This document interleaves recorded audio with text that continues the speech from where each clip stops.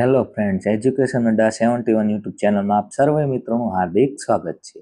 હવે તમે કંડક્ટરની એક્ઝામ જે આવી રહી છે, જેમાં 3,500 4,000ની આસપાસ જગ્યા છે, તે તમે પાસ કરવા માટેની તમારી રણનીતિ શું હોવી જોઈએ, કઈ રીતનો ગુણભાર છે અને તેનો સિલેબસ શું છે તેની વાત કરીએ. સૌ પ્રથમ આપણે ચાલુ કરીએ તો જો આ પરીક્ષા તમારે પાસ કરવી હોય તો સૌથી પહેલાં તમારે અહીંયા કમ્પ્યુટર ઉપર વધુ ફોકસ કરવું જોઈએ. મારા ખ્યાલથી કમ્પ્યુટરના 20 માર્ક હોય તો તમારે કમ્પ્યુટર ઉપર જ સૌથી વધુ ફોકસ કરી અને આગળ વધવું જોઈએ. કમ્પ્યુટરમાં તમે input device, output device, basic software જેવા કે MS વર્ડ કરવાનો અને પાવર પોઈન્ટ, એક્સેલ વગેરેનું બેઝિક નોલેજ લેવાનું, ઇન્ટરનેટ વિશેની માહિતી અને કોમ્પ્યુટરની 4 પેઢીઓ વિશેની માહિતી, આ ખાસ તમારે ધ્યાનમાં લેવું. આમાં જોવા જઈએ તો ઇનપુટ અને આઉટપુટ ડિવાઇસના 2 થી 2 પ્રશ્ન આવવાના પૂરેપૂરા ચાન્સીસ છે. કમ્પ્યુટરની પેઢીમાંથી 2 પ્રશ્ન આવે અને MS ઓફિસની અંદર એક્સેલ, પાવર પોઈન્ટ અને વર્ડ આ 3 ટોપિકમાંથી ઓછામાં ઓછા 5 થી 6 પ્રશ્ન આવવાની સંભાવના પૂરેપૂરી રહેલી છે. તો આ પ્રમાણે તમારે કોમ્પ્યુટરને પ્રિફરન્સ આપી અને તમારું વાંચવાનું કરવું જોઈએ. ત્યારબાદ જોઈએ આ કોમ્પ્યુટર પતી જાય પછી તમારે કયો વિષય લેવો. મારા ખ્યાલથી તમારે ગણિત અને તાર્કિક કસોટી લેવી જોઈએ. અહીં તમે જુઓ તો ગણિતના બેઝિક પ્રશ્નો આવશે, જેવા કે નફો ખોટના, સાદું વ્યાજ, ચક્રવૃદ્ધિ વ્યાજ આમાં આવવાના ચાન્સ ખૂબ જ ઓછા છે. એટલે સાદું વ્યાજ, નફો ખોટો અને ટકાવારી આ 3માંથી એક પ્રશ્ન તો ફરજિયાત આવશે. ગણિતમાંથી અહીં 5 પ્રશ્ન લે અને 5 પ્રશ્ન લે રિઝનિંગમાંથી. જો રિઝનિંગમાંથી 5 પ્રશ્ન લે તો તેમાં શ્રેણીના પ્રશ્ન આવશે ને આવશે.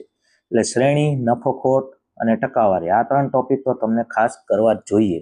આમાંથી ઓછામાં ઓછા 3 થી 4 માર્કનું પૂછાવાની પૂરેપૂરી સંભાવના છે. બાકી અહીં મેથ્સ અઘરું આવતું નથી. 10મા ધોરણ અને 12મા ધોરણ લેવલનું મેથ્સ આવે છે અને બેઝિક દાખલા હશે. તમે થોડું ઘણું કદાચ તમારે કોન્સેપ્ટ ક્લિયર હશે તો તમને આવડી જશે. આમાંથી 10 માર્ક કવર થઈ જાય. ત્યારબાદ આ બધું થઈ જાય ત્યારબાદ તમારે મારા ખ્યાલથી આ 30 માર્કના જે ટોપિક છે તેમાં અલગ અલગ વિષય આવી જાય, જેમ કે નિગમની લગતી માહિતી, ફરજો, મોટર વ્હીકલ એક્ટ, પછી ટ્રાફિકના અમુક નિયમો અને ફર્સ્ટ એડ. એટલે આ 4-5 ટોપિક તમારે ખાસ કરવા જોઈએ. તેમાંથી 30 માર્કનું પૂછાય છે એટલે તે પણ આપણા માટે ખૂબ જ મોસ્ટ IMP કહેવાય. મારા ખ્યાલથી પહેલાં કોમ્પ્યુટર કરાય, પછી ગણિત કરાય ને પછી આ સ્પેશિયલ ટોપિક ઉપર ફોકસ કરાય, જેથી તમે 60 માર્કનું કવર કરી શકો.